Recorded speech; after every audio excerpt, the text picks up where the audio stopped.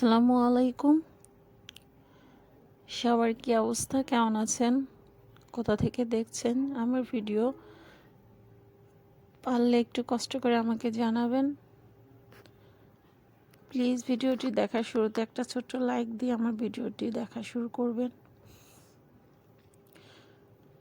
তো এটা হচ্ছে ট্রেনের মধ্যে ফার্স্ট টাইম ঢাকা থেকে আমার গ্রামের বাড়ি রাজবাড়ি যাচ্ছি ট্রেনে করে। তো ডিসেম্বরে মূলত শীত পড়ে, তো শীতের সময় তো সবসময়ই চেষ্টা করি একটু গ্রামের বাড়ি যাওয়ার জন্য, শীতের পিঠা খাওয়ার জন্য। আসলে না, ঢাকাতে ফ্ল্যাট বাসায় এই গ্রামের পিঠাগুলো ওইরকমভাবে খাওয়া হয় না, আর একা একা পিঠা খাওয়ার মজাও নেই যেটা গ্রামের বাসায় হয়। আর আমার আম্মা খুব মজা করে পিঠা বানায়। তো ভাপা পিঠা বানাইছে, এখানে হচ্ছে রস পিঠা বানানো হয়েছে। তো রসটা নিচে আছে, উপরে পিঠাগুলো একেবারে ভিজে টইটুম্বুর হয়ে গেছে।